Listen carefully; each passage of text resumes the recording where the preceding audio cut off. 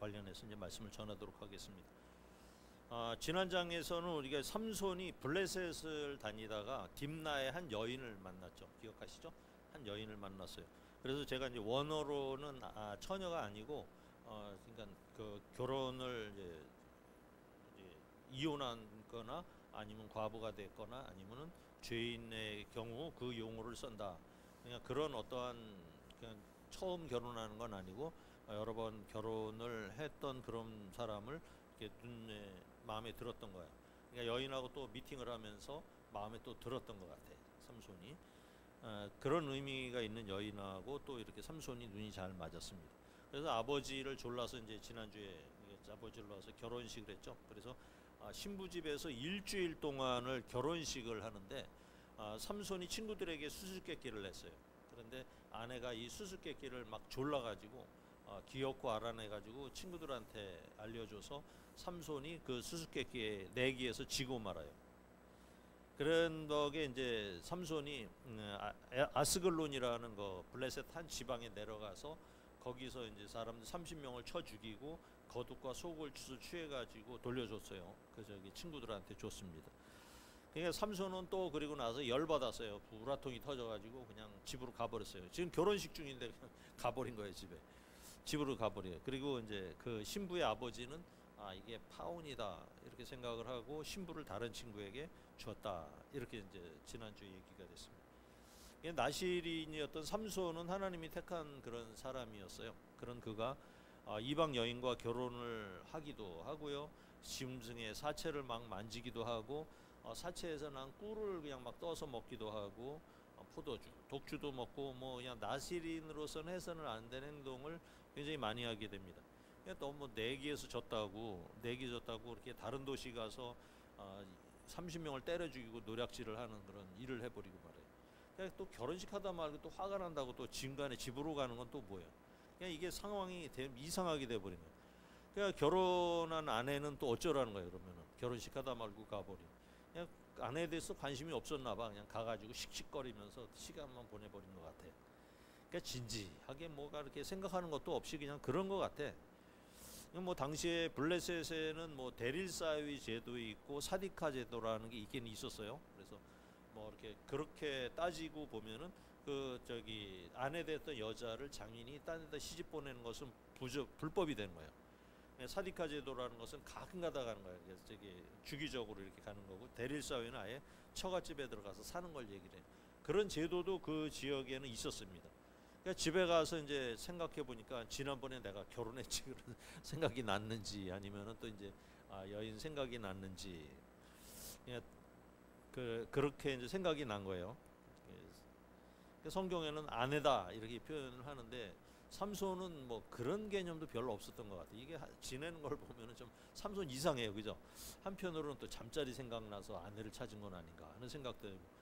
이게 또 뭐 신경질 난다고 버리고 도망가는 거는 또 뭐고, 또 이제 생각이 난다고 찾아가는 건 또 뭐예요? 그러니까 상식적으로 이해할 수 없는 행동들이 삼손을 통해서 계속 나타나고 있습니다. 1절을 보니까 1절 2절 시작. 얼마 후 밀 거둘 때에 삼손이 염소 새끼를 가지고 그네 아내에게 찾아가서 이르되 내가 방에 들어가 내 아내를 보고자 하니 장인이 들어오지 못하게 하고 이르되 내가 그를 심히 미워하는 줄 알고 그를 내 친구에게 주었노라. 그의 동생이 그보다 더 아름답지 아니하냐. 청하노니 너는 그를 대신하여 동생을 아내로 맞이하라. 삼손도 참 이상해요. 삼손도 이상한데 뭐 그 정도까지는 우리가 그냥 눈 감고 봐줄 수 있어요. 그 당시에 풍습이 그랬나 보다 뭐 그래서 넘어가 볼 수도 있겠지만 장인도 더 이상해. 삼손이 이게 결혼을 할 때는 빙패물이라고 아세요? 빙패물? 남자가 여자 집에 이렇게 돈을 주는 거야. 그래서 일정한 금액을 주고 아내를 사오는 거야. 이 제도를 빙패물이라고 그러는데 빙패물을 지불을 했을 거예요. 그러면 이제 뭐 결혼식 하면서 또 뭐 수수께끼를 낸 사건도 있었고 이게 양심상 좀 미안했죠.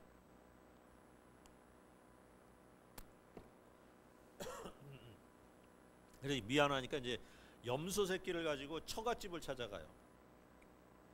아내에게 들어가겠다고 하니까는 장인이 거부를 하죠. 에어컨 좀 껐으면 좋겠다.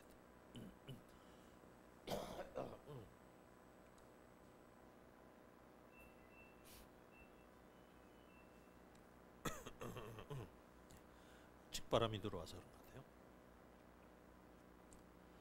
그러니까 이제 염소 새끼를 이제 데리고서 이제 처갓집을 찾아갑니다. 아내니까 내가 아내한테 들어가겠다 했더니 장인이 거부를 하는 장면이 와요. 그냥 삼손의 아내를 삼손의 친구에게 주었다는 거예요. 무슨 얘기냐? 딸을 팔았다는 얘기예요. 그러니까 아무래도 이제 그 전에도 아가씨가 아니었거든요. 그러니까 이런 짓을 한 게 한두 번도 아닌 것 같아요. 그러니까 장인은 이제 지난번에 결혼할 때 삼손에게 빙패물을 받았잖아요. 그 다음에 요번에 삼손 친구에게 보내면서 또 빙패물을 받았어요. 그리고 삼손에게는 네 아내의 여동생이 있으니 거의 결혼해라. 이게 무슨 말이에요? 빙패물을 또 가져와라 이런 얘기. 그러니까 처제가 뭐 더 아름답지 아니하냐 뭐 이렇게 얘기하는 자체도 참 이상한 사람이에요. 그러니까 딸들을 돈벌이 수단으로 사용하고 있는 그런 은근한 모습을 보여주고 있어요. 얘기를 다시 한번 얘기를 해보면 지창금이라는 게 있어요. 이거는 신부가 돈을 가지고 신랑 집에 가는 거야. 그걸 지창금이라 그래. 그 다음에 빙패물은 신랑이 신부 집에다가 돈을 주고 그렇게 하는 거야. 돈이나 예물을 주고 데려오는 거예요. 그래 이제 문화가 이런 상황이었던 거예요. 그래서 가나안 땅이 왜 악하다고 하는지 그 이유를 갖다가 이렇게 단편적으로 보여주는 거예요. 그러니까 결혼의 신성함이 이미 사라진 상태예요. 그러니까 딸을 갖다 돈으로 보는 이 못된 지세, 못된 풍습에 아무런 거리낌이 없는 거예요. 이 사람들이요. 그러니까 이걸 도덕 불감증이라고 얘기를 하죠. 그냥 고칠 수 없는 지경에 도달해. 그러니까 우리가 보기에는 좀 이상한데, 근데 이 사람들은요, 이런 것을 놓고도 아무런 문제 의식조차도 느끼지 않아요. 그냥 불감증이에요. 삼손은 자기 아내에 대해서 이렇게 해놓은 블레셋 문화에 대해서 화가 난 것 같아. 그냥 문화에 대해서. 그러니까 뭐 아내라고 해서 찾아갔더니 딴 사람한테 시집 보내버리고 막 이런 상황을 또 아무렇지도 않게 이 사람들은 또 그걸 얘기를 한단 말이에요. 그렇다고 이제 뭐 상황이 이렇게 됐는데 처갓집에 대해서 화풀이를 해야 맞잖아요. 근데 이 삼손은 이 문화에 대해서 화를 풀이한 것 같아요. 그러니까 이게 왜 이제 블레셋 사람들한테 해코지하는 걸로 나타나는지 한번 보실까요? 3절, 4절, 5절이에요. 시작. 삼손이 그들에게 이르되 이번은 내가 블레셋 사람들을 해할지라도 그들에게 대하여 내게 허물이 없을 것이니라 하고 삼손이 가서 여우 300마리를 붙들어서 그 꼬리와 꼬리를 메고 회를 가지고 그 두 꼬리 사이에 한 회를 달고 회에 불을 붙이고 그것을 블레셋 사람들의 곡식밭으로 몰아들여서 곡식당과 아직 배지 아니한 곡식과 포도원과 감람나무들을 사른지나.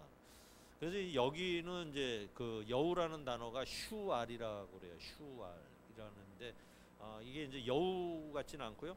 자카리라고 불리는 이제 승냥이과의 이제 짐승이라고 얘기를 해요. 이제 여러 가지 학설이 있는데 여우는 이제 개별 활동하잖아요. 혼자서 이렇게 다니면서 이제 굴도 파고 뭐 이렇게 사는데 승냥이들은 단체 생활을 하죠. 그러니까 하여튼 성경에는 여우라고 했으니 우리도 여우라고 그냥 부르겠습니다.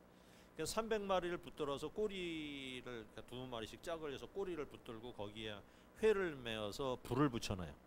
그러니까 쌍이 몇 쌍입니까? 150쌍이 돌아다니면서 막 뜨겁다고 난리치면서 이리저리 다녀요. 그러니까 여우도 또 불을 피해서 도망을 다니니까 불이 없는 곳으로 다닐 거 아닙니까? 그러면은 구석구석 다 불로 다 태워버리는. 포도원, 감남원, 밭 이런 데까지 그냥 쌍그리 태워버리는. 그러니까 거의 다 태워버려요. 그래서 저는 이제 회가 뭘까? 회라는 것을 한번 찾아봤어요. 그러니까 회의 용어가 이제 우리나라에서는 횃불 그러죠. 나무에다가 이제 이렇게 불을 붙이면 횃불 이렇게 하잖아요. 그거랑 거의 비슷한 것 같아.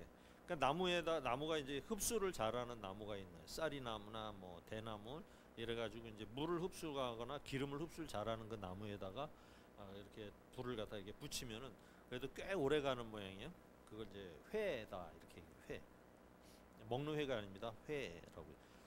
그냥 블레셋 사람들은 이제 1년 농사를 망쳤잖아요. 이 사람이 이제 삼손이 밀 농사를 할 때 갔으니까 지금 한창 추수할 때란 말이에요. 밀 농사할 때. 그러니까 오순절 그쯤 되는 것 같은데 그 농사를 이제 짓고 이제 그 추수를 할 시절에 여우를 풀어가지고 불을 질러 버렸으니까 1년 농사 허탕친 거 아니에요. 그 다음에 이제 한창 파종이 되는 포도나무나 이런 나무까지 다 태워버렸으니까 이게 이제 1년 농사를 거의 다 망쳐버린 거죠. 6절 해볼까요? 같이 봅시다. 시작. 6절 시작. 블레셋 사람들이 이르되 누가 이 일을 행하였느냐 하니 사람들이 대답하되 딥나 사람의 사위 삼손이니 장인이 삼손의 아내를 빼앗아 그의 친구에게 준 까닭이라 하였더라. 블레셋 사람들이 올라가서 그 여인과 그의 아버지를 불사르니라. 이 블레셋 사람들도 그렇지요. 사위가 일을 저질렀는데 장인 집과 식구들을 불살라 죽여버려요. 이게 삼손을 달래기 위한 행동이었겠죠. 그 사람들은 삼손 진정해라 하면서 이런 행동을 했을 거예요. 그러니까 또 달리 생각하면은 삼손이 미우니까 삼손과 딸려 있는 처갓집 사람들도 다 미운 거예요. 그래서 딥나 사람들 위에도 이제 블레셋 여러 사람들이 같이 합세를 한 것 같아요. 그래서 처갓집을 박살내는데 이제 같이 블레셋 사람들이 많이 몰려 들어가지고 일에 힘을 보탠 것 같아요.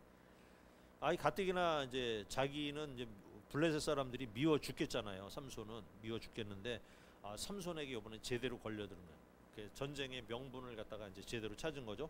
7절 8절입니다. 시작. 삼손이 그들에게 이르되 너희가 이같이 행하였은즉 내가 너희에게 원수를 갚고야 말리라 하고 블레셋 사람들의 정강이와 넓적다리를 크게 쳐서 죽이고 내려가서 에단 바위 틈에 머물렀더라.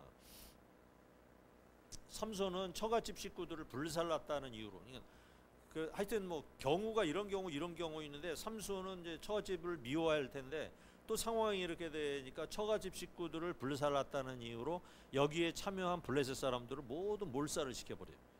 그러니까 정강이와 넓적다리를 쳤다는 말은 그냥 관용어예요.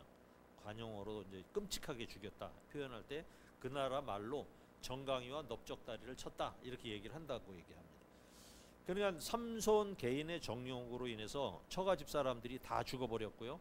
딥나와 근처에 있는 블레셋 사람들이 다 죽는 엄청난 일이 발생을 하는 거예요.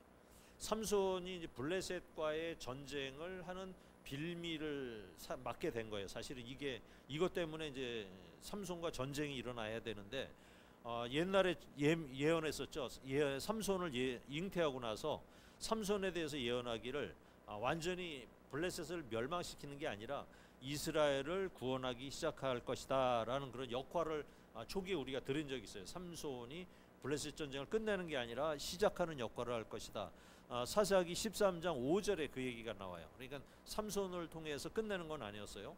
삼손이 블레셋 사람들 죽인 후에 어디로 피신했는가 하니까는 자기 고향이 아닌 유다 지방에 있는 레히에 있는 에단 바위라는 것입니다. 에단 바위. 뭐 지금 우리 같은 이런 바위가 아니고 그쪽은 바위도 커가지고 바위 틈에 사람들이 굴을 짓고 살고 막 이런 바위들이 있어요. 그러니까 본집으로 도망하면요 집안 사람들과 단지파가 위험해지니까 그나마 조금 힘 있는 지파가 유다 지파잖아요. 그러니까 그 지역에 가서 숨은 거예요. 10절 9절 10절 시작. 이에 블레셋 사람들이 올라와 유다의 진을 치고 레이에 가득한지라. 유다 사람들이 이르되 너희가 어찌하여 올라와서 우리를 치느냐. 그들이 대답하되 우리가 올라온 것은 삼손을 결박하여 그가 우리에게 행한 대로 그에게 행하려 함이라 하는지라. 에어컨 좀 트셔도 될 것 같아요. 덥지 않으세요? 괜찮아요? 괜찮으면 괜찮고 더우실 것 같아서 저기 리모컨으로 켜셔야 됩니다.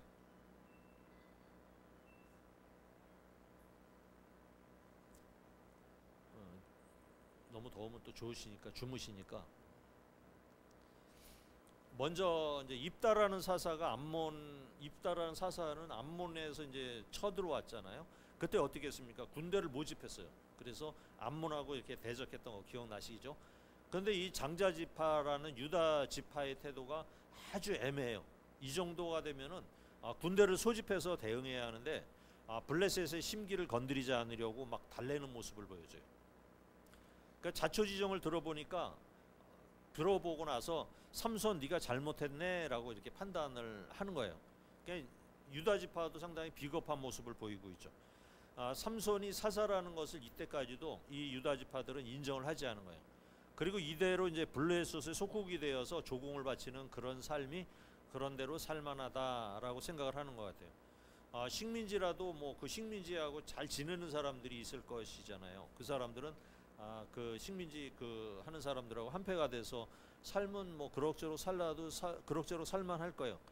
힘 있는 사람 살만한데 대부분의 모든 사람들은요 약탈을 해가요. 그래서 집안에 숟가락 하나도 남는 게 없어지는 거죠. 그러니까 삼손을 또 내어준다고 식민지가 끝나는 것은 아니지요. 그러니까 식민지라는 것은 더 심한 요구를 하잖아요. 처음에는 이걸 요구하지만 그 다음에는 더 깊은 걸 요구해요. 마찬가지로 우리도 이제 마귀에게 양보를 해요. 만약에 이제 한 가지 양보를 합니다. 뭐 주일날 예배 때 뭐 빠져야 된다, 뭐 이런 거를 양보를 하고 난 다음에는 더 심한 요구가 와요. 그때부터는 그때도 했으니까 이때도 와라, 이렇게 막 요구가 오는 거죠. 그러니까 이 귀신들은 달래서 될 문제가 아니에요. 대적하고 물리쳐야 돼요. 과감하게 끊어내야 돼요. 그렇지 않으면은, 그래야만 조용해지는 거예요. 그렇지 않으면 아예 나중에 그 귀신의 목표가 뭐냐면은 우리들의 목숨까지 요구하는 거죠. 그래서 더 영벌의 세계, 지옥에 가는 걸 원하는 거예요. 그래서 사탄의 목적은 우리를 자꾸 유혹하고 이게 뭐 세상적으로 타협하게 만드는 이유는 언제 그게 끝나느냐면 지옥에 가야 끝이 나는 거예요. 그래서 끊어내라는 거예요. 자꾸 끊어내라. 우리 영화도 그러죠. 조폭에게 이제 봐달라고 처음에 이렇게 막 조공을 바쳐요. 막 돈을 바치고 그러면은 그게 점점 늘어나요. 그래가지고 나중에 가게까지 다 뺏어버리는 그런 일을 하죠. 그러니까 이제 회심한 무당들 간증을 좀 들어봐도 무당들이 되게 말년이 굉장히 비참해요. 그러니까 젊어서는 이렇게 잘 부려먹죠. 예언도 잘하게 하고 그래서 단물을 쪽쪽 빨아먹고는 늙어서는 이제 영적으로 육적으로 이제 병이 들어버려요. 그게 폐인들이 되게 만든다는 거죠. 그래서 이렇게 만드는 게 누구의 의무다? 귀신들의 의무예요. 젊어서는 그래도 제법 잘 이제 영빨이 있다 막 이러면서 하는데 거의 다 늙으면은 굉장히 사람이 폐인이 돼 버리고 막. 그래서 이제 우리는 이제 죄에 대해서는 단호하게 대적을 하라는 거예요. 이거는 타협이 대상이 아니다라는 얘기죠. 그러니까 이것이 기회가 돼서 삼손을 중심으로 해서 똘똘 뭉쳐서 블레셋하고 대항을 하면은 충분히 이기고 싸워서 항복을 받아낼 수 있는데 이게 가장 힘이 세다는 유다 지파마저도 영적으로 이렇게 병이 들고 말았던 거예요. 하나님의 언약을 잊어버린 거예요. 이때쯤 되니까 기억을 못하는 거예요. 그러니까 삼손을 나실인으로 사사로 삼은 것에 대해서 아무 인식도 못하고 영적으로는 완전히 장님이 된 거야. 삼손이 사사라는 걸 잊어버린 거예요. 사람들이. 11절을 보겠습니다. 시작. 유다 사람 3,000명이 에단 바이틈에 내려가서 삼손에게 이르되 너는 블레셋 사람이 우리를 다스리는 줄을 알지 못하느냐. 내가 어찌하여 우리에게 이같이 행하였느냐 하니 삼손이 그들에게 이르되 그들이 내게 행한 대로 나도 그들에게 행하였노라 하니라. 유다 지파가 인원을 동원했는데 3,000명이에요. 3,000명. 3,000이면 블레셋 사람은 지금 몇 명입니까? 블레셋은 1,000명이 올라가는데 유다 지파는 3,000명이 동원된 거예요. 그러니까 3,000명이 삼손하고 한편이 돼서 싸우면 충분히 이길 수 있잖아요. 근데 이상하게 유다 사람들이 누구한테 먼저 따져요? 삼손에게 가서 따지는 거예요. 지금처럼 살게 아무 짓도 하지 말라는 거예요. 지금 좋다는 거예요. 그러니까 삼손은 이건 정당방위였다 이렇게 주장을 해도 유다 사람들이 이미 넘기기로 작정하고 왔기 때문에 귀를 막아서 더 이상 듣지를 않는 거예요. 그러니까 블레셋이 삼손을 두려워하는 것보다 유다 지파가 더 삼손을 두려워한 것처럼 보여요. 예수님께서도 이제 말씀하셨죠. 원수가 누구냐? 식구들이 원수래요. 예수님도. 그래서 이제 나와 함께 하는 자가 내 식구고 내 형제 자매다라고 얘기를 한 적이 있어요. 입다는 그랬죠. 입다는 또 에브라임 지파가 와서 시비를 걸었을 때 에브라임 지파를 아주 박살을 내버렸죠. 엄청난 인원을 죽이고 말았어요. 근데 삼손은 또 그렇게 하진 않아요. 동족들끼리 싸우는 것에 대해서는 반대를 한 거예요. 그러니까 그렇게 시비를 걸면은 나를 잡아당기겠다는데 내 동족이라도 내가 가만히 있을 수는 없잖아요. 그것을 보면 삼손의 가슴에 이제 조금의 이제 민족, 그 다음에 동족에 대한 애정이 좀 남아 있는 거예요. 그래도 자기 민족을 좀이라도 사랑했다 이렇게 보면 되겠네요. 그러니까 아무리 3,000명이 왔다고 해도요, 삼손이 마음을 품으면 사실은 상대가 되지 않았을 거라는 거죠. 12, 13절입니다. 시작.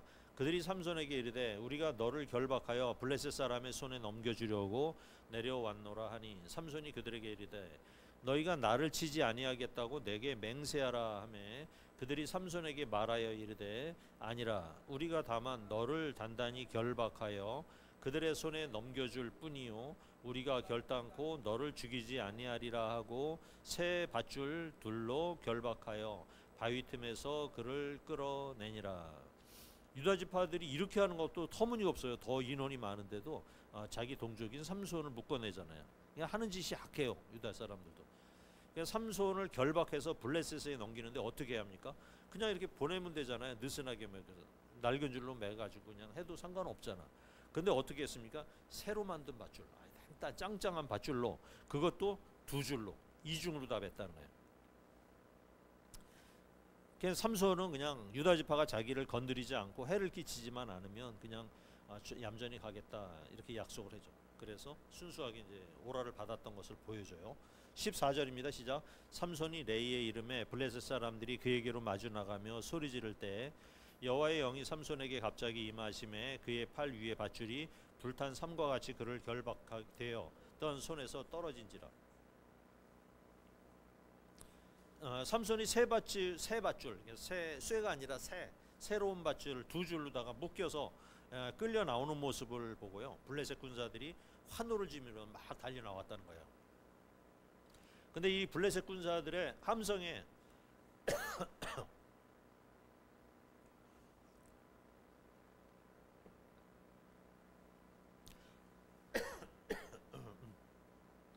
성령이 역사를 하시는데, 그러니까 이 모습을 통해서 보면은 삼손의 능력은 성령이 임할 때만 나타나는 것을 알 수가 있어요. 내가 보이고 싶다고 보이는 게 아니고요. 성령이 함께 하실 때만 그 능력이 나타난다는 거예요. 그러니까 삼손은 그 사실을 모르는 거죠. 성령의 능력이 임하니까 밧줄이 힘없이 끊어져 버리고 말아요. 15절부터 보겠습니다. 시작. 삼손이 나귀의 새 턱뼈를 보고 손을 내밀어 집어들고 그것으로 1000명을 죽이고 이르되 나귀의 턱뼈로 한 더미 두 더미 쌓았으며 나귀의 턱뼈로 내가 1000명을 죽였도다 하니라. 그가 말을 마치고 턱뼈를 자기 손에서 내던지고 그것을 라만레이라 이름하였더라. 삼손이 집어든 것은 이제 죽은 지 얼마 안 되는 나귀 턱뼈예요. 그냥 죽은 지 얼마 안 됐으니까 뼈가 좀 싱싱했겠죠. 그러니까 시체를 만지지 말라고 했는데 삼손은 무시를 해요. 삼손은 이미 율법을 무시한 지 꽤 오래됐어요. 그러니까 블레셋 사람은 1000명이 동원이 된 상태예요. 나귀의 턱뼈를 들고 블레셋 군사들을 모두 전멸시켜요. 그래서 그곳 이름을 라맛 레히다 불러요. 이걸 턱뼈의 산이다 이렇게 부릅니다. 문장은 이제 성경 문장을 자세히 보면요. 삼손이 하는 말을 들어보면 하나님이 함께 하셨다 하는 그거 어떠한 생각도 없는 것 같아요. 나귀의 턱뼈로 누가 1000명을 죽였다? 내가 1000명을 죽였다는 거예요. 내가 하면서 뭐라고 이름했느냐? 라맛 레이다, 턱뼈의 산이다. 이렇게. 우리 보통 이제 신앙인들은 이제 이렇게 엄청난 전쟁을 하고 나면은 하나님의 도우심으로 이게 하찮은 나귀의 뼈로 1000명을 이기게 해주신 하나님 감사합니다. 이렇게 말이 나와야 되는데 턱뼈의 산이라는 이름을 짓고 내가 이렇게 했다 이렇게 내가 이렇게 했다. 그래서 삼손의 성격이 지극히 개인적인 성향을 갖고 있는 걸 알 수가 있어요. 이기적이란 말이죠. 자신에게 이루면 무엇이든 하고 거추장스러우면은 모른 채 하고 떠나는 그런 냉정한 성격도 갖고 있는 것 같아요. 1000명을 죽이고 나니 이제 또 개인적으로 이제 문제가 생긴 거예요. 자기 몸에 어떤 문제가 생겼나요? 18절 시작. 삼손이 심히 목이 말라 여호와께 부르짖어 이르되 주께서 종의 손을 통하여 이 큰 구원을 베푸셨사오나 이제 내가 목말라 죽어서 할례 받지 못한 자들의 손에 떨어지게 했나이다 하니, 이게 목이 말라 죽게 되니까 비로소 이제 하나님을 찾는 모습이 나와요. 우리가 이제 삼손을 몇 주 공부했잖아요. 우리가 삼손에 대한 이야기를 들은 것 중에 처음으로 삼손이 한 기도를 갖다 오늘 들어본 거야. 삼손이 무슨 짓을 하건 하나님을 기억하건 말건 성령이 함께 하신다는 거예요. 우리 같으면은 그럴 거 아닙니까? 이런 배은망덕한 놈 하면서 돌아보지도 않았을 것이고 그냥 버려둘 텐데 하나님께서는 이런 삼손도 지키시고 보호해 주셨다는 사실이죠. 그나마 이제 목말라 죽게 되었다고 기도하는 장면을 통해서 우리도 우리를 한번 돌아보는 거예요. 평소에는 하나님을 기억하지도 않다가 병에 걸려서 힘들어지니까 하나님께 기도를 하는 모습, 또 하나님의 일에는 하나도 관심이 없다가 이제 어려운 일이 확 닥치고 나니까 하나님 위해서 무엇인가 해야 되지 않겠나 그런 생각을 하는 사람들. 그런데 하나님께서는요 이렇게라도 찾아오는 자기의 백성들을 기뻐하신다는 거예요. 늦게라도 찾아오면. 그러니까 이런 자녀가 찾아오면은 자존심, 괘씸함 이런 거 없어요. 그냥 물로 씻은 듯이 언제 그랬냐고 깨끗이 잊어버리고요. 버선발로 뛰어나오는 게 바로 우리 부모들의 마음이겠죠. 하나님, 내가 목말라 죽으면 나머지 이스라엘 사람들 모두 블레셋 놈들한테 죽을 텐데 그래 줬습니까? 하는 기도잖아요. 지금 기도의 내용이. 그 이상한 기도를 해요. 아, 그래도 하나님은 좋은 거야. 그래도 좋아. 아, 평생 걸쳐서 하나님께 기도 한번 하던 삼손이 이렇게 목마르다고 기도를 하니까 그냥 기도하는 자체가 좋으신 거예요, 하나님. 그래서 이제 어떻게 하나님께서 응답하셨느냐? 19절이에요. 시작. 하나님이 레이에서 한 우묵한 곳을 터뜨리시니 거기서 물이 솟아 나오는지라 삼손이 그것을 마시고 정신이 회복되어 소생하니 그러므로 그 샘 이름을 엔하꼬레라 불렀으며 그 샘이 오늘까지 레히에 있더라. 기도를 하니까 문제가 해결이 된 겁니다. 적군 1000명도 칼도 아닌 나귀 턱뼈로 패서 죽이니까는 얼마나 힘들었겠어요. 칼은 싹 스치기만 해도 죽는데 이 턱뼈를 하려면 몇 번씩 두들겨 패어야 될 거 아닙니까? 엘리야 생각이 나네요. 엘리야가 450명의 그 바알 선지자들과 갈멜산 전투를 벌일 때 얼마나 칼을 갖다가 칼로다가 했는지 칼이 너덜너덜해지니까 이빨도 빠지고 칼이 이렇게 휘인 거예요.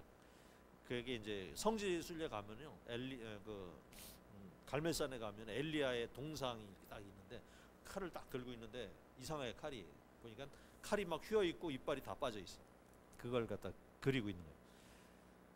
그런데 이세벨이 죽이겠다고 이제 이놈 죽이겠다고 엘리야 죽이겠다고 하니까 그 한마디 하자마자 그 엘리야가 총알같이 도망가잖아요. 그래서 어디로 숨습니까? 로뎀 나무 아래 숨습니다. 로뎀 나무 아래. 거기 숨어서 아이고 차라리 죽는 게 낫다. 차라리 죽여달라고 하나님한테 호소하고 기도를 하는 장면도 있었어요.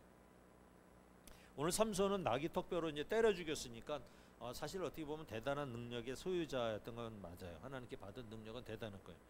하나님께서는 레이의 우묵한 곳, 이렇게 파였는 곳이 있는 우묵한 곳을 터뜨리니까 물이 솟아나와서 정신도 차리고 기운도 소생했습니다.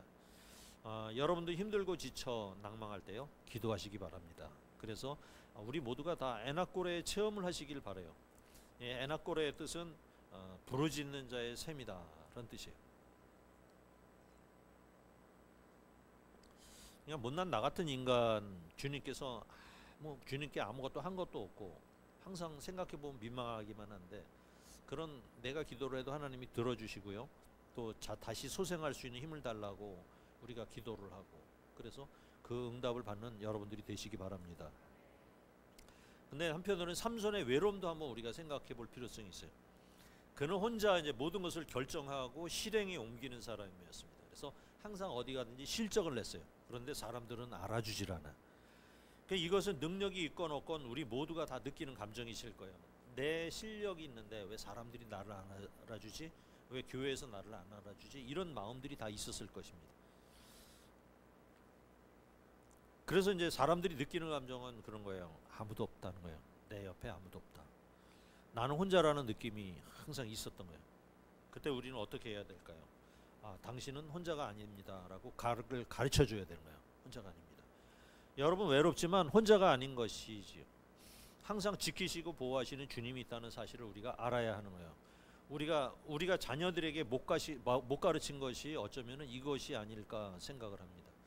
우리 자녀들이 힘들고 외롭다고 느낄 때 주님이 너와 함께 하신다는 것을 알게 해줬어야 되는데 그것을 못 가르쳤을 수도 있다는 얘기예요. 주님은 삼손이 찾아올 때를 기다렸듯이 지금 여러분이 마음으로 주님을 영접하기를 주님은 지금도 기다리고 계신다는 사실입니다. 그러니까 이 엔하골의 사건을 통해서 삼손이 그때서야 능력을 인정을 받아요.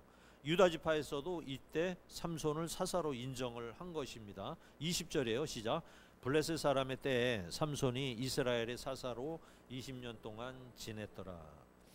그냥 삼손은 내가 힘도 세고 내가 능력이 있어 그래서 스스로 영웅이 되어서 혼자 다니며 나를 알아달라라고 외쳤는데 아무도 안 알아줬어요. 블레셋 동네에 가서 30명을 때려 죽이고 딥나 근처에서 수많은 블레셋 사람들을 때려 죽였는데도 아무도 안 알아줬어요. 나는 훌륭한데, 나는 힘이 센데, 나는 하나님의 능력을 받았는데 왜 나를 인정하지 않을까? 나의 능력을 왜 사람들이 이렇게 못 알아줄까? 항상 그 생각이 있었을 겁니다. 오히려 유다 지파 사람들은 삼손 자기를 결박해서 블레셋 사람들에게 획 집어 던져놓고는 모두 도망가고 없었어요. 1000명의 블레셋 군사들을 다 턱뼈 나귀 턱뼈로 때려 죽였는데도 아무도 안 알아준 거예요. 혼자만 남은 거예요.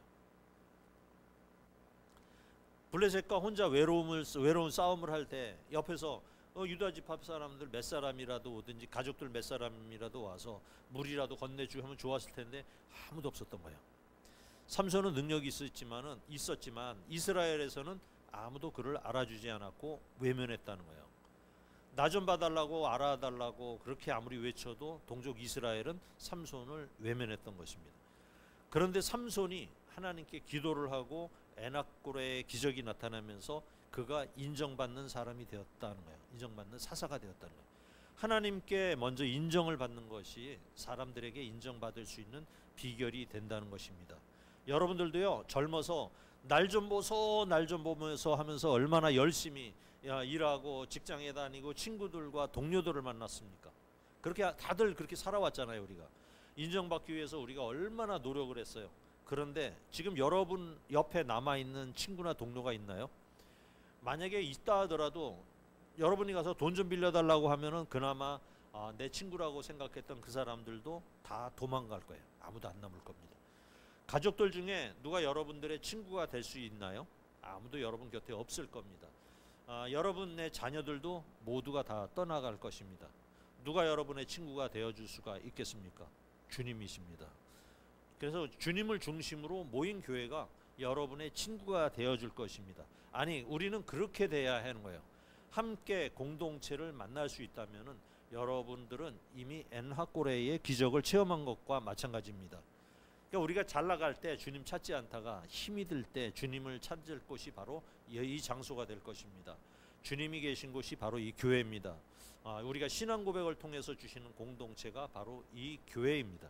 이 교회에서 샘물이 터져 나와서 바로 이곳이 엔하꼬레가 되기를 소망합니다.